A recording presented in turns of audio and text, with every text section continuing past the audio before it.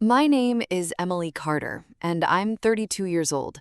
And the first time I said no to my family was a Sunday dinner table with 9 people present, and a glass of sparkling cider raised in the air, and my brother Ryan's face doing that thing it did when he was about to announce something he already knew everyone would celebrate. I want to start with the announcement, because the announcement is where the pattern finally became undeniable, not just to me, but to everyone at that table, including the people who had been benefiting from the pattern for years, without acknowledging it was a pattern at all. Ryan and Melissa were expecting their 5th child. The room erupted. My father practically jumped from his chair. My mother wiped her eyes. Everyone was looking at Ryan and Melissa, and the specific joy of a family that had decided a 5th child was unambiguously wonderful news. And then every face at the table turned toward me. I had been babysitting Ryan and Melissa's children almost every weekend since their first was born. When the second arrived, I became the emergency pickup person for any situation that required a responsible adult at short notice. By the time the third and fourth children were in the house, I was not being asked, I was being scheduled. I would receive a text on Friday saying I needed to be available Saturday, without anyone having first established whether Saturday worked for me. For years, I told myself this was temporary. Family helps family. These things balance out eventually. They did not balance out. My mother's smile when the announcement was made was the smile of someone who had already solved the logistical problem the announcement created. She turned toward me and said, "It was a good thing Emily was always available to help." The table fell silent, in the specific way that tables go silent when something has been said that everyone heard and nobody wants to be the first to address. Ryan grinned. Melissa nodded. My father suggested school pickups. My mother added weekends. Melissa said the older kids absolutely adored me. Ryan laughed and said this would make things so much easier. Nobody was asking. Nobody was wondering whether I had plans. They had already decided for me. I set down my fork. I said no. The words seemed to genuinely shock everyone. Ryan blinked. My mother's smile disappeared. Melissa crossed her arms and said something that I have thought about many times since that Sunday. She said, "You do not even have children." Then she continued, "Think of this as practice." The room filled with uncomfortable laughter. I was not laughing. For the first time, I understood with complete clarity exactly how my family saw me. Not as a daughter or a sister or a person with her own life and her own time and her own plans, as a function, free childcare waiting to be assigned another task. I stood up. I congratulated them on the baby. I picked up my purse and I walked to the door. Nobody followed me. Nobody apologized. I drove home in the quiet of someone who has just done something significant and is still processing what it means. At 8:12 the next morning, my phone rang.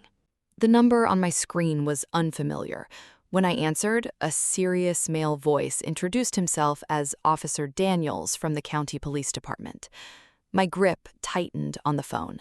A police officer calling on a quiet Monday morning with unfamiliar information in his voice. My heart rate adjusted immediately. I asked whether everything was okay. He said there was no emergency right now. He said they were trying to contact family members regarding a situation involving my nephew. Several terrible possibilities raced through my mind in the time it took him to reach the next sentence. Then he explained. Earlier that morning, Ryan's 8-year-old son had been found wandering several blocks from home near a busy intersection. A concerned neighbor had noticed him and called 911. The child was safe, no injuries, no medical issues, just a frightened child in a neighborhood he should not have been in alone. I asked how long he had been wandering. There was a brief pause. Officer Daniels said several hours. 8 years old, several hours, near a busy intersection, several blocks from home. I thanked the officer and ended the call. I sat for a long moment without moving. Then my phone rang again. My mother. Her opening words were that everything was fine and not to overreact, and that my nephew had wandered off during breakfast and it was not as serious as it sounded. By afternoon, the family group chat was full of explanations. Ryan said it was an accident. Melissa said they were overwhelmed. My parents insisted people were overreacting. But the more I listened to the explanations, the more I understood what the explanations were not saying. Nobody had been paying attention. 4 children in a house with 2 parents who were overwhelmed, and no reliable plan, and no consistent supervision structure. Because for years, the supervision structure had been me showing up when they needed me, and I had not shown up yesterday. I had said no at a Sunday dinner table and gone home. The following day, Officer Daniels called again. He was professional throughout, but he mentioned something during the conversation that changed the shape of what I was looking at. He said that several neighbors had previously reported concerns. Nothing criminal, nothing major, but repeated concerns. Children playing outside unsupervised. Children wandering through neighboring yards. A pattern of children left without adequate supervision for longer than expected. A pattern. Everything came into focus at once. The endless babysitting requests were not occasional asks for help, they were structural. My family had built their daily life around the assumption that I would be available to catch whatever fell through the gaps. And there were gaps, regular ones, the kind that a neighbor notices and reports, the kind that produce a Monday morning call from Officer Daniels. Baby number 5 was on the way, and I had just removed myself from the only system that was keeping any of this from being visible.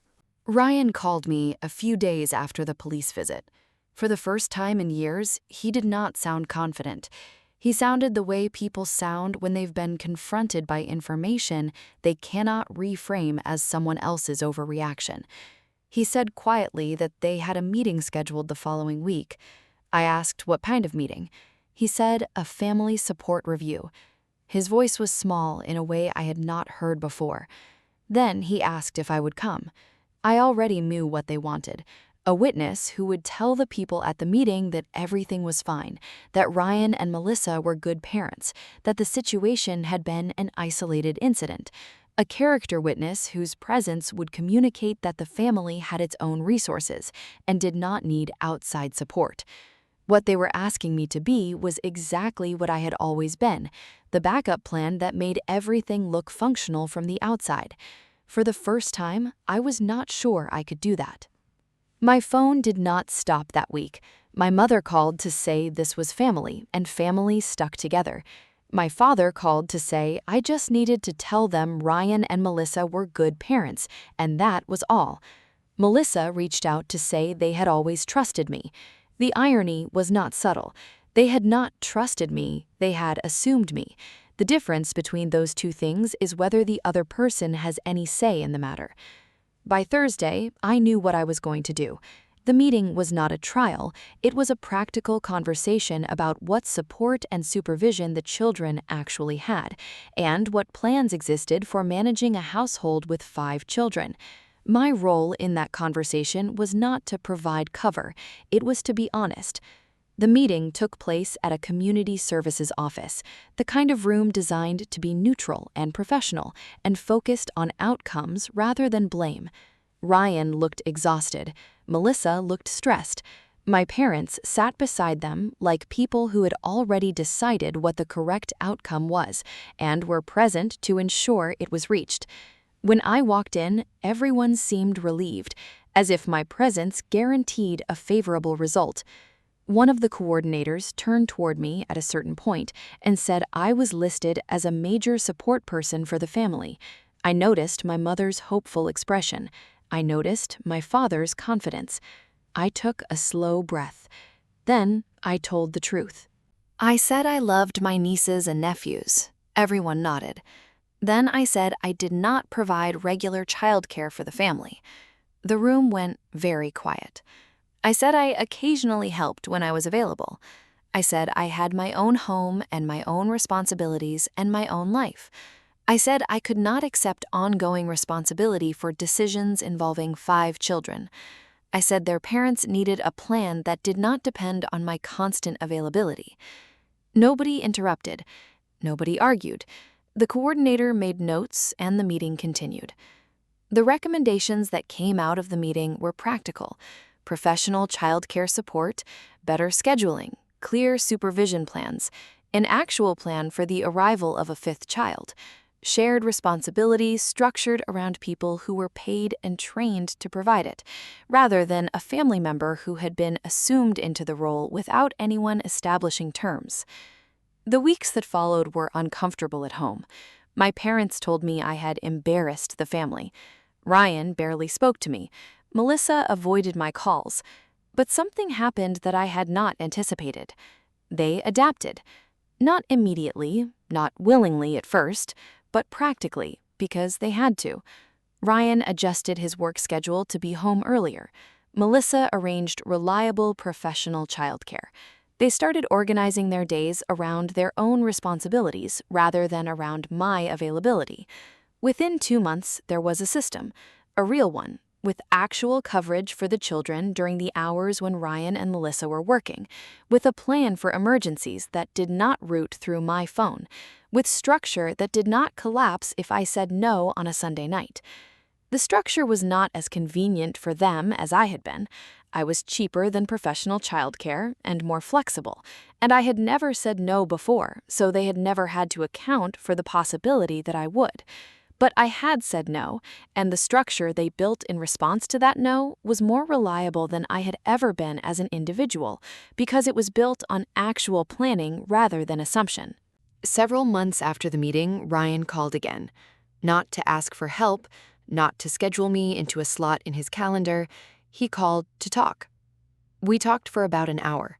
He said he had not understood what he had been doing until the meeting made it impossible to not understand. He said he had told himself he was leaning on family in the normal way and had not examined whether there was anything normal about the specific way he was leaning. He said the police call had frightened him in a way that the meeting made constructive rather than just frightening. I said I appreciated him calling. I said I was glad the children were in a better situation. He said they were.